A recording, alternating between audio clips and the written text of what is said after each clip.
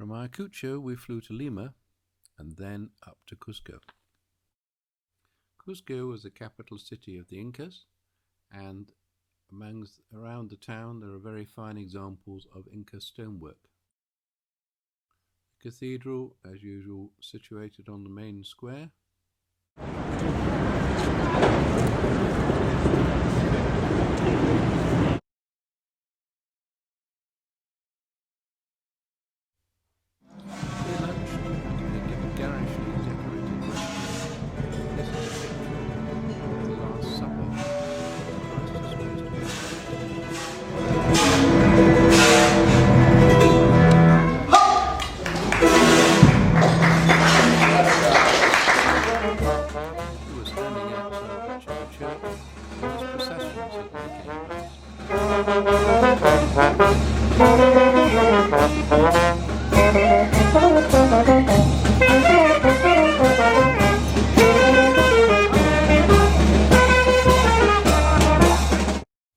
Some Andean women with their llamas.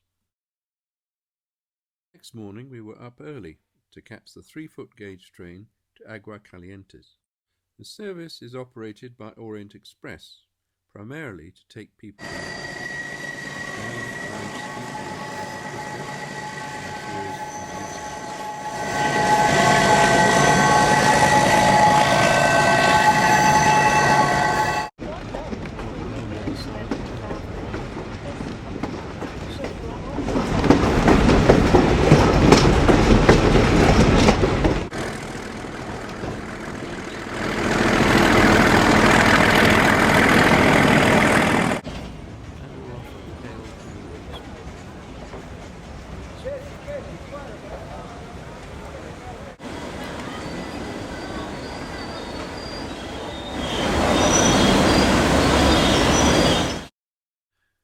After lunch, we were driven in a bus up the steeply winding road to Machu Picchu.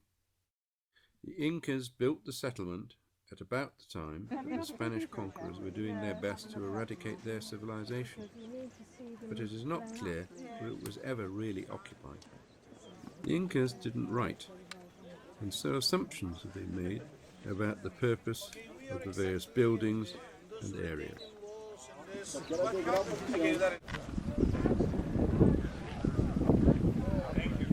Okay, we're going down.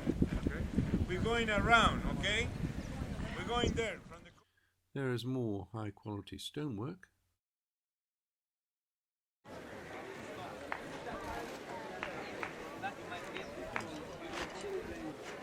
That's where we were yesterday. Yep. Yep. You see any of our guys? No.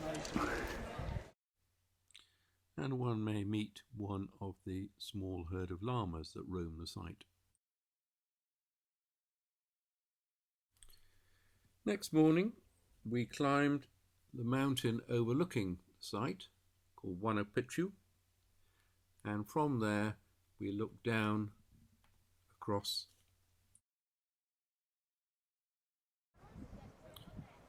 on the left. You can see the access road, then the main site, and if you continue to look to swing round to the right, you can look down into the valley and see the mountains beyond.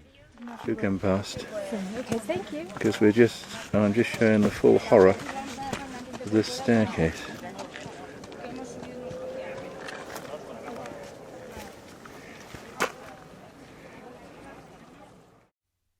Did the Incas have rotary, I wonder?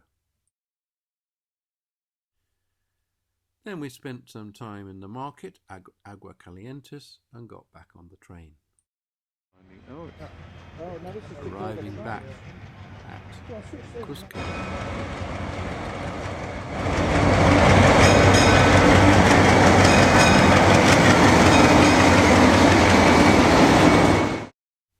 The next morning we boarded yet another train, this time a standard gauge one, for the journeys southwards to Juliaco and Puno.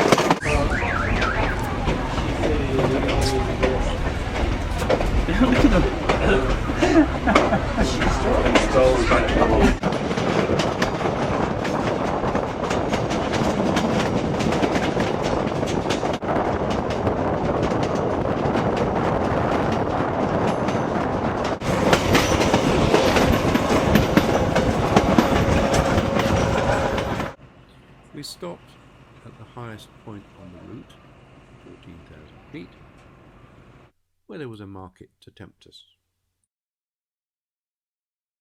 As we were rattling down the line towards Puno, the scenery became less interesting. They laid on a fashion show, and there was some singing and dancing. And a demonstration. 1, 2, 3, 4, 5, 6, 7, 8. It was evening before we reached Puno. Sunrise over Lake Titicata. A very early start to catch the bus which would take us into Bolivia. At Copacabana, just over the border, we arrived in time to see cars being blessed by both priests and, to be on the safe side, by the shamans as well.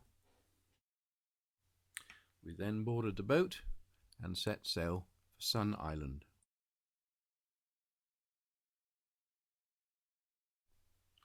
There we walked in an ecological garden and were shown a collection of camelids that they had collected there.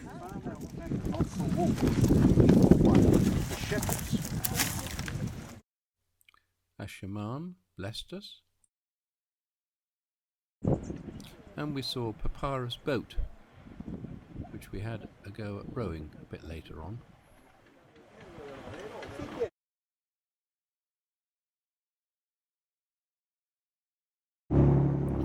Then we cruised across the lake towards La Paz, and there was a line of volcanoes right along the horizon. La Paz is the highest capital in the world, 11,000 feet. It's set in a great bowl.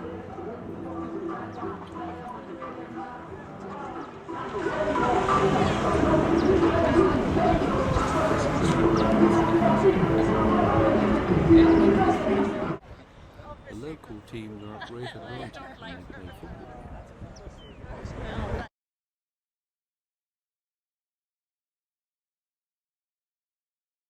In the Witches' Market, you can buy dried llama fetus.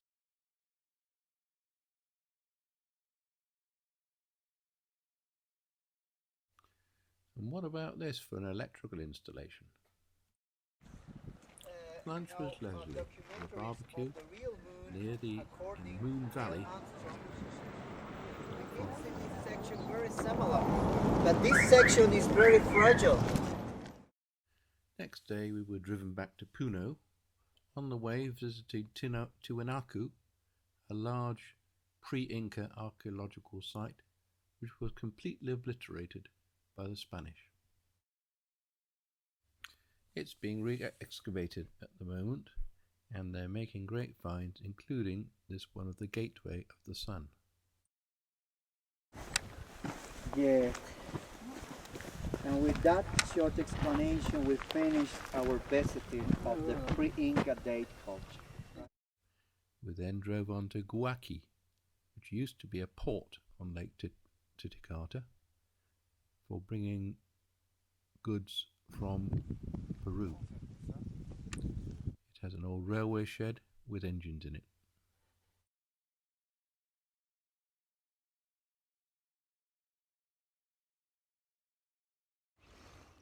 After another night in Puno, our train collected us from the end of the hotel drive.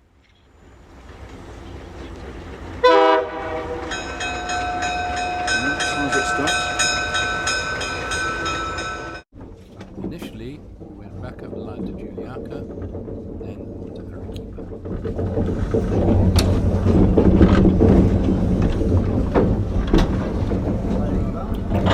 Well, here we are, going off. Notice how the market reformed as soon as the trains got past. This is where we turn down the line to Arequipa. Just take we just This is the rope centre of Peru.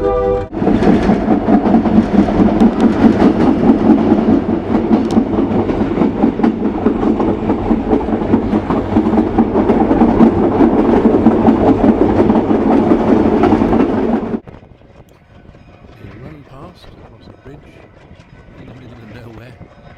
You can just see in the background, very faintly, you can see the volcano called Mr.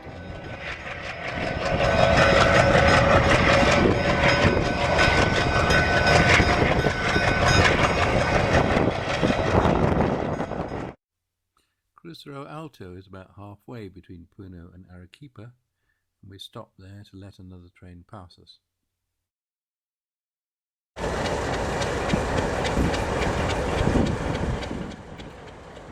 You can see the line going round the hill and then it's further down and in the distance.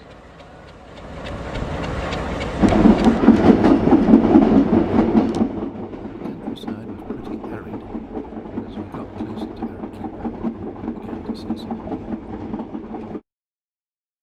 Arequipa seemed a lovely place, surrounded by high volcanoes. Today our train would take us down to the coast to a place called Mollende and back again. We gathered at the station, where our train soon appeared.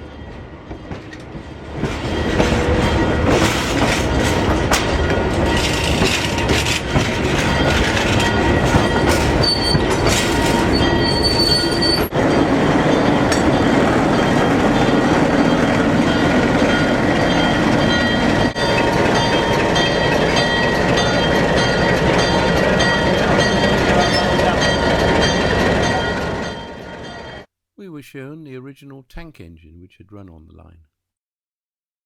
Between Arequipa and the coast, the line traverses one of the most arid regions on Earth, to an extension of the Atacama Desert, running right along the western side of the Andes.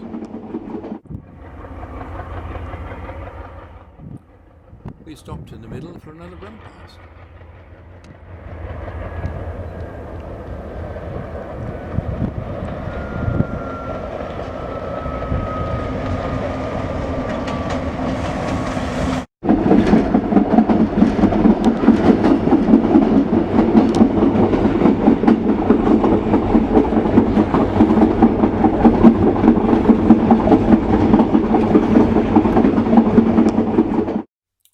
Mollende was originally a port, but more recently, in the 1920s and 30s, had been a seaside resort for the town of Arequipa.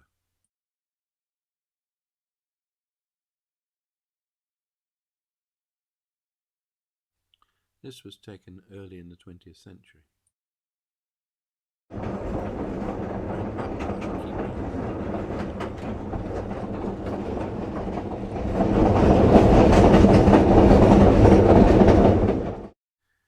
Next morning we had a look around Arequipa and had a visit to the famous monastery of Santa Catalina.